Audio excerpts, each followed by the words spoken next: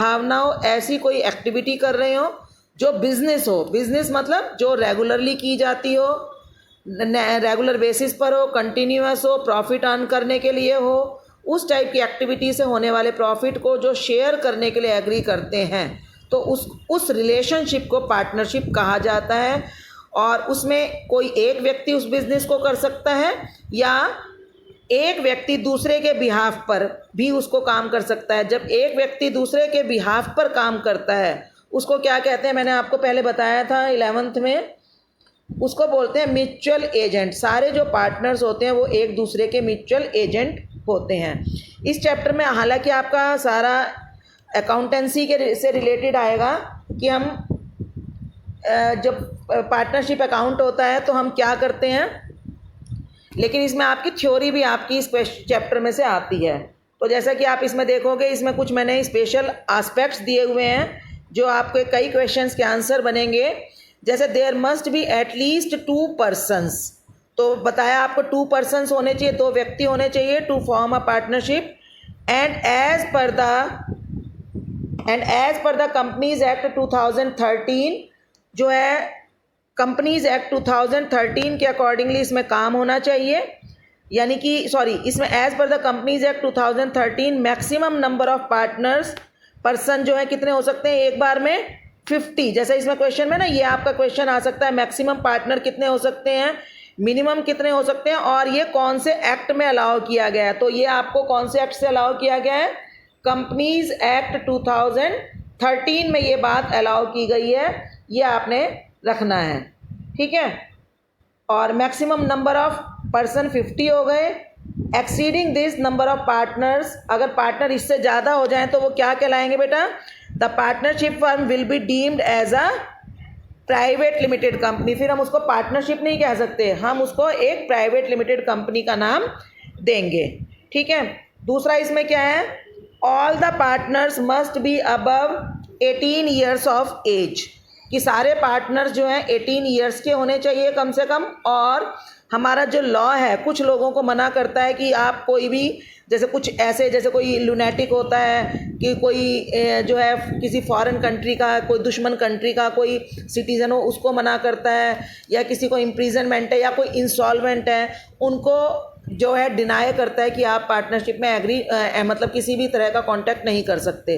तो ऐसा कोई भी व्यक्ति जो लीगली जिसको फॉरबिडन हो वो पार्टनर नहीं बन सकता, नहीं तो 18 ईयर से ऊपर का कोई भी व्यक्ति पार्टनर बन सकता है। लेकिन देखो इसमें एक स्पेशल लाइन लिखी है, दो a minor partner can be admitted with the consent of all other partners, कि हाँ एक माइनर व्यक्ति बन सकता है पार्टनर। लेकिन अब आपका एक क्वेश्चन होता है, क्या एक माइनर व्यक्ति पार्टनर बन सकता है, तो आप कहेंगे यस बन सकता है, लेकिन शर्त क्या है, with the consent of all other partners, कि एक तो सभी पार्टनर की कंसेंट का मतलब उनकी हाँ होनी चाहिए, कि सब लोग राजी होंगे, हाँ करेंगे कि हाँ इसको हम पार्टनर बनाएंगे, तभी वो पार्टनर बन सकता है। और दूसरा for sharing the profits only, और केवल प्रॉफिट शेयर करने के लिए वो व्यक्ति पार्टनर बन सकता है।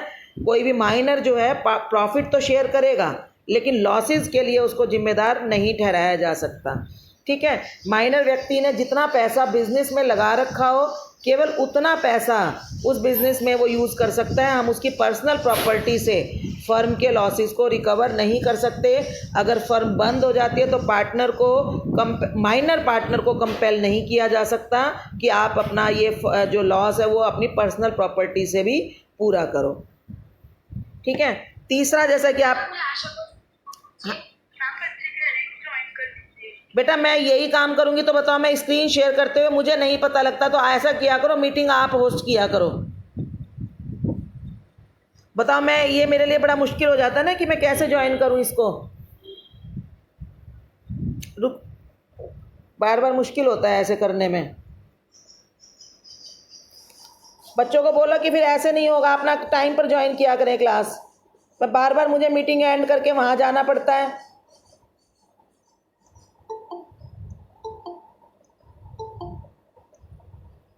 बेटा जब मैं आप लोगों को मैसेज कर रही हूँ कि अभी ज्वाइन करो, तो सब लोग एक साथ 11:30 बजे ज्वाइन क्यों नहीं कर रहे। हम लोग जब स्क्रीन शेयर करना स्टार्ट कर देते हैं तो हम लोग नहीं करवा पाते आपको ज्वाइन। या तो ओरल एग्रीमेंट होना चाहिए, पार्टनर्स के बीच में एग्रीमेंट होना चाहिए जिसको हम पार्टनरशिप डीड भी कहते हैं, और उस डीड में सारी चीज़ें लिखी जाती हैं, एक पार्टनर्स के नेम, फर्म का नाम, और इसके अलावा ख़ास बात कि उनके आपस में रिलेशनशिप कैसे रहेंगे, यानी वो प्रॉफिट्स आपस में बांटेंगे तो कैसे बांटेंगे, कोई पार्टनर ज़्यादा काम करता है तो क्या उसको सैलरी मिलेगी, कोई पार्टनर ज़्यादा पैसा लगाता है तो क्या उसको उसके ऊपर इंटरेस्ट मिलेगा, क्या किसी पार्टनर को कमीशन मिलेगा या नहीं, ये सब चीज़ें जो हैं उसमें खुलकर लिखी जाती हैं। अब पार्टनरशिप डीड जैसा कि आपको इसमें दिख रहा होगा कि ये ओरल भी हो सकती है और रिटन भी हो सकती है, ठीक है। There must be an oral और written agreement among partners to form a partnership, की ओरल हो या रिटन एग्रीमेंट से पार्टनर्स में जो है वो डीड बना सकते हैं। लेकिन ओरल का मतलब सिर्फ मुंह से कहकर आपस में उन्होंने एक दूसरे पर विश्वास कर लिया। लेकिन जैसे कि आपको पता है कि सभी पार्टनर्स आपस में एक दूसरे के ऊपर केस फाइल कर सकते हैं, और अगर वो किसी वजह से कोर्ट में जाना चाहते हैं अपने किसी अधिकार की रक्षा के लिए, अपने किसी राइट के लिए, वो अगर कोर्ट का उन्हें सहारा लेना पड़ता है तो उस वक्त वहाँ पर रिटन एग्रीमेंट जो है ज़्यादा माना जाता है। तो इसलिए हम हमेशा यही कहेंगे कि it is always better in the benefit of all the partners that there must be a written agreement among them. हालांकि ओरल भी चल सकता है लेकिन रिटन होना ज़्यादा सही अच्छा रहता है, ठीक है। इसके बाद नेक्स्ट इसका पॉइंट है कि बिजनेस जो है लीगल बिजनेस होना चाहिए। कोई भी ऐसा इलीगल काम करने के लिए अगर वो लोग बिजनेस कर रहे हैं, जैसे कोई जुआ खाना खेल रहे हैं जो हमारे यहाँ इंडिया में अलाउड नहीं है, कोई भी मतलब ऐसा काम जो हमारे यहाँ करना इलीगल माना गया हो बाय लॉ, उसको करने के लिए अगर उन्होंने आपस में दो व्यक्ति एंटर करते हैं तो उसको हम पार्टनरशिप नहीं कहेंगे। तो बिजनेस जो है लीगल और लॉफुल होना चाहिए। इसके बाद जैसा कि आप देखोगे नेक्स्ट पॉइंट है म्यूचुअल एजेंसी। ये भी मैंने आपको डिटेल में 11th में करवाया था बेटा, याद है आपको क्या कहा था मैंने म्यूचुअल एजेंसी के लिए? और अभी अभी भी मैंने थोड़ा सा हिंट दिया था। म्यूचुअल मतलब क्या होता है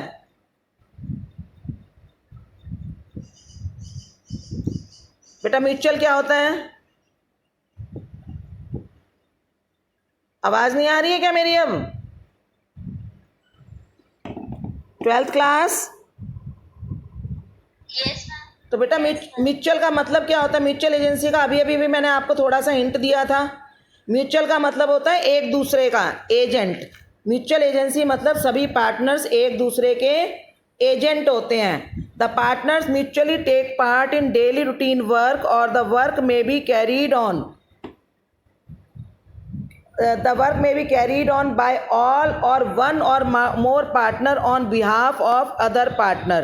कि बिजनेस कोई भी एक पार्टनर कर सकता है या सभी पार्टनर मिलकर कर सकते हैं on behalf of each other. मतलब एक पार्टनर अगर कोई काम करता है तो दूसरे पार्टनर्स हैं वो उसके लिए लीगली लायबल माने जाते हैं for the acts of all other partner. वो ये नहीं कह सकते कि जिसने किया है वो भरेगा। अगर कोई काम पार्टनरशिप के नाम पर पार्टनरशिप के अकॉर्डिंगली किया जा रहा है तो कोई एक अकेला व्यक्ति उस डिसीज़न को ले या सभी पार्टनर्स मिलकर डिसीज़न ले, लेकिन थर्ड पार्टी के लिए यानी बिजनेस के जो आउटसाइडर लोग हैं उनके प्रति सभी लोगों की जिम्मेदारी इस तरह से मानी जाएगी जैसे कि वो सब ने मिलकर किया है, whether they are taking part in the activities of the firm और नॉट। भाई आप फर्म में चाहे, जैसे आपने पढ़ा था ना last year different types of partner, active, sleeping, dominant, dormant वगैरह, तो वो सब जो है यहाँ पर नहीं चलेगा। तो यहाँ पर जो है कोई पार्टनर कैसा भी हो वो यहाँ पर नहीं माना जाएगा। ठीक है बेटा? तो म्यूचुअल एजेंसी का मतलब समझ में आया आपको? सभी लोग एक दूसरे के द्वारा की गई सभी एक्टिविटीज़ के लिए लायबल माने जाते हैं। नेक्स्ट है बेटा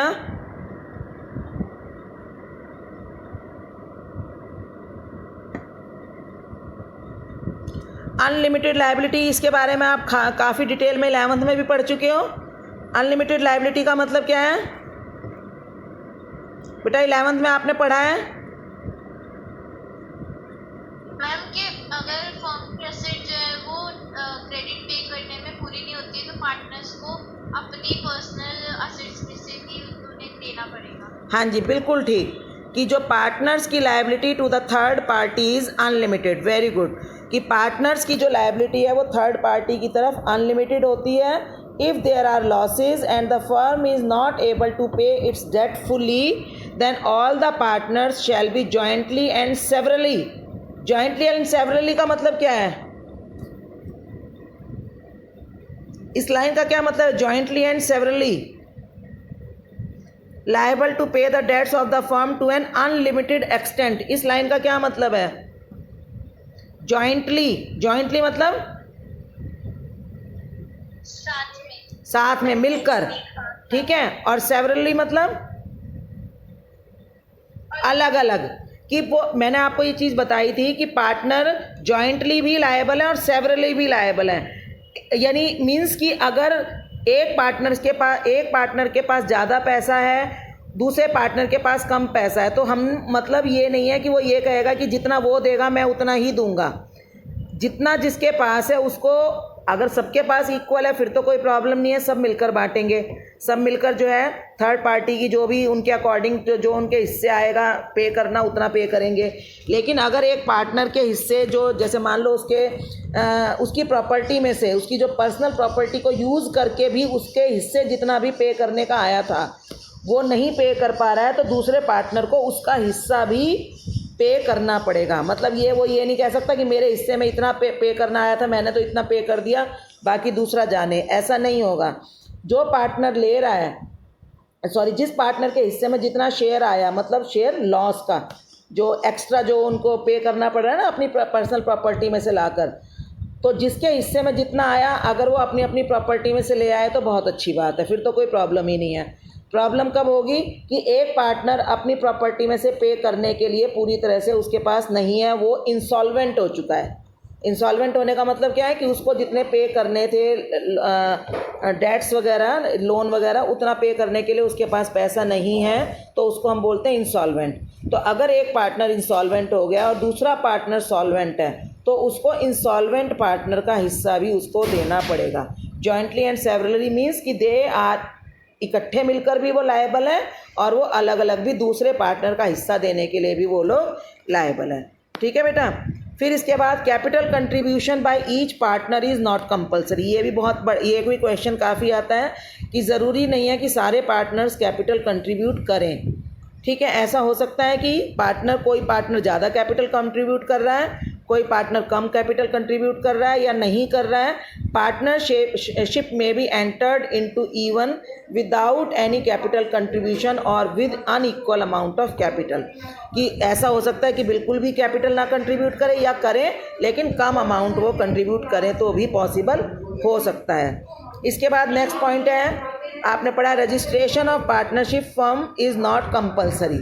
ठीक है, रजिस्ट्रेशन भी कंपलसरी नहीं है, आपने ये भी सारा पढ़ा है। लेकिन but it is always desirable by law to get the firm registered to enforce a legal suit against the third party. आपने पढ़ा था ना, थर्ड पार्टी तो किसी फर्म के प्रति सूट फाइल कर सकती है, केस कर सकती है, चाहे वो रजिस्टर्ड हो या अनरजिस्टर्ड हो।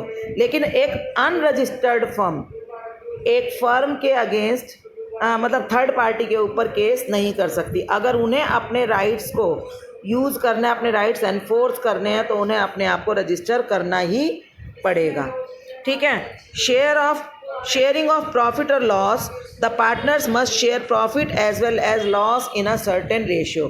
कि जो पार्टनरशिप होती है तो ये नहीं है कि ओनली फॉर प्रॉफिट्स, पार्टनर्स हमेशा प्रॉफिट और लॉस दोनों को ही शेयर करने के लिए रेडी रहने चाहिए। और the economic relationship between the partners are called partnership. ठीक है, आपस में उनके जो ये प्रॉफिट शेयर करने के रिलेशनशिप हैं, इसी को हम पार्टनरशिप कहते हैं।